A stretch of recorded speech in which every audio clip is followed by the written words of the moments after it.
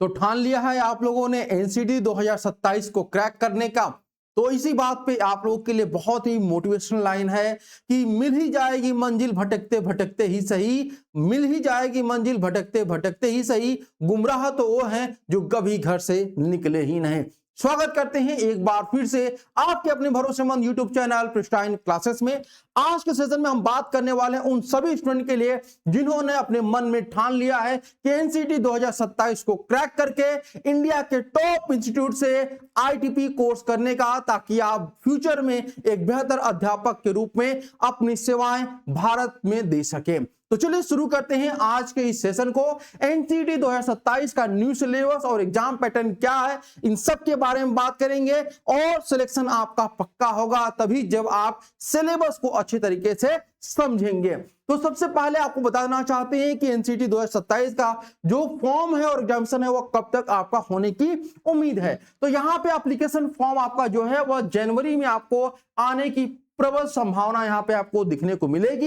Examination जो होगा आपका सेकेंड वीक ऑफ अप्रैल में आपको दिखने को मिल जाएगा। यानी आपके पास जो समय बचा हुआ है वो 9 से 10 महीनों का समय बचा हुआ है और इन 9 से 10 महीने में आप अपने सिलेबस को एक बेहतरीन तरीके से तैयारी कर सकते हैं प्रिस्टाइन क्लासेस के साथ। आगे बढ़ते हैं भैया। सबसे पहले अगर हम बात करें यहाँ पे कि अगर आपको एनसीटी का एग्जामिनेशन देना है तो क्या एलिजिबिलिटी क्राइटेरिया होगी, आपकी योग्यता है, आप योग्यता रखते हैं या नहीं रखते हैं एनसीटी 2027 के एग्जामिनेशन को देने के लिए, इसको पहले देख लेते हैं। तो एलिजिबिलिटी क्राइटेरिया में सबसे पहले बात करेंगे कि या तो आपने 12th अपीयरिंग हो, यानी आप जो है अपना 12th जो है 2027 में अपना 12th का एग्जामिनेशन देने वाले हो, या फिर आप जो है पास हो चुके हो, यानी कि 2026 में आपने पास किया हो या 2025 में आपने पास किया हो या 2024 में आपने पास किया हो। ठीक है, साथ ही साथ आपके 12th में 50% मार्क्स होने चाहिए, ओवरऑल 50%, यानी कि सभी 5 सब्जेक्ट को मिला करके आपके जो है कितने परसेंट मार्क्स होने चाहिए,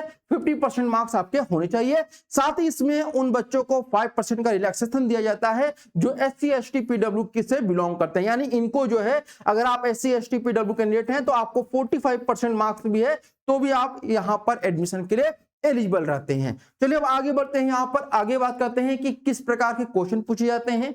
तो यहां पे टाइप ऑफ क्वेश्चन जो होता है वो एमसीक्यू टाइप का रहता है।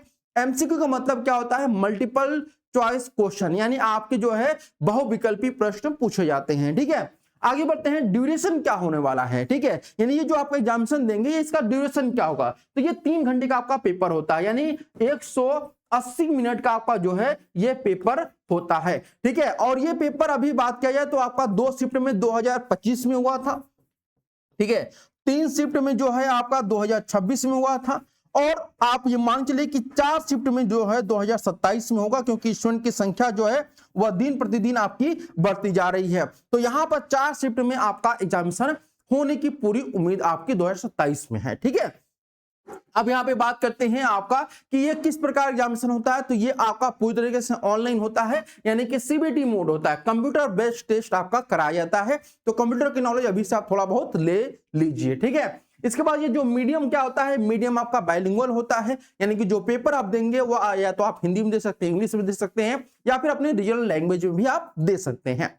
मीडियम आपके क्वेश्चन के क्या रहेंगे, ये सब आपके दिए गए हैं, आप इसमें देख सकते हैं। इसमें आपका इंग्लिश, हिंदी, असमिया, बंगाली, गुजराती, कन्नड़ा, मलयालम, मराठी, उड़िया, पंजाबी, तमिल, तेलुगु और उर्दू, इनमें आपके ऑप्शन रहते हैं। इनमें से कोई भी आप एक लैंग्वेज अपना चूज कर लीजिए कि आपको इस पे पेपर देना है। ठीक है, चलिए आगे बढ़ते हैं यहाँ पे। तो अब बात करते हैं यहाँ पे टोटल क्वेश्चन कितने पूछे जाते हैं। तो टोटल क्वेश्चन यहाँ पे आपके 181 क्वेश्चन यहाँ पे पूछे जाते हैं। ठीक है, कितने सब्जेक्ट में से, तो 7 सब्जेक्ट का आपका ये पेपर होता है।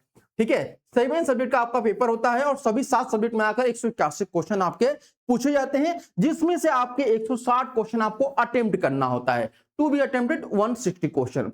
एक क्वेश्चन सही करने पे आपको 4 नंबर दिए जाएंगे, अगर एक क्वेश्चन गलत हो रहा है तो 1 नंबर आपका कट कर लिया जाता है। ये आपका पेपर पैटर्न है। अब आगे बढ़ते हैं यहाँ पर। सबसे पहले तो पेपर में क्या क्या आपके पूछे जाते हैं। तो सबसे पहले आपको मैंने जैसे बताया कि 7 पेपर होते हैं आपके। ठीक है, पहला जो पेपर होता है वह आपको इसमें 2 लैंग्वेज चूज करना होता है। 2 आपके लैंग्वेज होते हैं, लैंग्वेज 1 और लैंग्वेज 2। जैसे आपने पहला लैंग्वेज आपने ले लिया, हिंदी ले लिया। ठीक है, दूसरा आपने इंग्लिश ले लिया, तो ये 2 लैंग्वेज आपके हो गए। इसके बाद आपको टीचिंग एप्टीट्यूड चूज करना होता है। अभी तक आपने 12th पढ़ रहे होंगे या फिर पढ़ चुके होंगे 12th, लेकिन अभी तक आप लोगों ने टीचिंग एप्टीट्यूड नहीं पढ़ा है। क्यों नहीं पढ़ा है? क्योंकि ये जो आपका टीचिंग एप्टीट्यूड है ये एक आपका ऐड किया गया है ताकि आप लोग समझ सके कि बच्चों को कैसे पढ़ाना है, किस तरह की मेंटालिटी होती है, साइकोलॉजी क्या होती है बच्चों को, ताकि आप उस प्रकार से बच्चों को पढ़ाने जाएं। क्योंकि आईटीपी जो कोर्स होता है वह बच्चों को पढ़ाने के लिए होता है, तो बच्चों के बारे में आपको जानकारी होनी जरूरी है, इसीलिए टीचिंग एप्टीट्यूड आपका रहता है। इसके बाद चौथा जो सब्जेक्ट होता है वह जनरल टेस्ट होता है। जनरल टेस्ट में आपके जीके जीएस होता है, ठीक है, जीके जीएस आपका होता है, रीजनिंग होता है, ठीक है, और मैथ होता है। ये 3 सब्जेक्ट मिलाकर के आपके रीजनल टेस्ट होता है। 5वां जो है आपके डोमेन सब्जेक्ट होते हैं। 3 डोमेन आपको सब्जेक्ट लेने होते हैं, ध्यान रखिएगा, 3 डोमेन सब्जेक्ट लेने होते हैं। तो यहां पर आप ध्यान रखिएगा कि ये जो चारों होते हैं यानी कि लैंग्वेज, टीचिंग एप्टीट्यूड और जनरल टेस्ट, इनको हम लोग नॉन डोमेन कहते हैं। क्या कहते हैं? नॉन डोमेन सब्जेक्ट कहते हैं। और ये 3 जो होते हैं इनको हम लोग डोमेन सब्जेक्ट के रूप में जानते हैं। आया बात समझ में? और ये जो डोमेन सब्जेक्ट होते हैं वो आपके 12th का जो सिलेबस होता है उसी के अकॉर्डिंग होता है। जो 12th का सिलेबस आप लोग पढ़ते हैं उसी के अकॉर्डिंग होता है। आया बात समझ में? अब यहां पर देख लेते हैं। तो लैंग्वेज 1 में आपके जो है 23 क्वेश्चन पूछे जाते हैं, जिसमें से अटेम्प्ट आपको करना होता है 20 क्वेश्चन, ठीक है। लैंग्वेज में भी आपके 23 क्वेश्चन पूछे जाते हैं, 20 आपको अटेम्प्ट करना होता है। टीचिंग एप्टीट्यूड में 23 क्वेश्चन पूछे जाते हैं, 20 अटेम्प्ट करना होता है। जनरल टेस्ट में 28 क्वेश्चन आते हैं, आपको अटेम्प्ट 25 करना होता है। डोमेन सब्जेक्ट में आपके 28 रहते हैं, डोमेन 1, डोमेन 2 और डोमेन 3, तीनों में 28 क्वेश्चन आते हैं और 25 क्वेश्चन अटेम्प्ट करना होता है। तो इस प्रकार से आप देखेंगे तो यहां पर टोटल जो क्वेश्चन होते हैं वो 181 क्वेश्चन होते हैं आपके। कितने? 181 क्वेश्चन। और आपको अटेम्प्ट कितने करने होते हैं? 160 क्वेश्चन, ठीक है। यानी 160 क्वेश्चन कितने में से करना होता है? 181 क्वेश्चन में से 160 क्वेश्चन अटेम्प्ट करना होता है। ऐसा नहीं 160 क्वेश्चन अटेम्प्ट ही करना होता है, आपका मर्जी। आपको केवल 100 क्वेश्चन है तो 100 क्वेश्चन कर सकते हैं, 120 क्वेश्चन है तो 120 क्वेश्चन भी अटेम्प्ट कर सकते हैं। तो ये पूरा सिलेबस रहा है। अब आपको लैंग्वेज 1 में जैसे हिंदी हो गया तो हिंदी में क्या पढ़ना है, इंग्लिश में क्या पढ़ना है, टीचिंग एप्टीट्यूड में क्या पढ़ना है, जनरल टेस्ट में क्या पढ़ना है, इन सब के बारे में डिटेल में अलग से मैं आपको वीडियो प्रोवाइड कराऊंगा। जो भी टीचर आपको पढ़ाएंगे वो सब आपके हर सब्जेक्ट के टीचर अपने अपने सिलेबस को बताएंगे, पिछले साल का क्या ट्रेंड रहा था उनको भी बताया जाएगा। तो इस प्रकार से पूरी कंप्लीट आपको जो है जानकारी दी जाएगी आने वाले वीडियो में, ठीक है। अगर आप भी 2027 की तैयारी करें तो एक बार एनसीईटी 2027 अपने कॉमेंट बॉक्स में जरूर मेंशन करिएगा, एनसीईटी 2027, ठीक है। और साथ ही यहां पे बताना चाहते हैं कि जो भी 2027 की तैयारी कर रहे हैं बच्चे, उनके लिए प्रेशनल क्लासेस अपना गुरु बैच 3.0 जो है अपना लॉन्च कर चुका है। यहां पर गुरु बैच 3.0, इस बैच में आपको बीए बीएड कोर्स जो है 2499 में आपको ज्वाइन कर सकते हैं। BA BEd, BSc BEd, BCom BEd.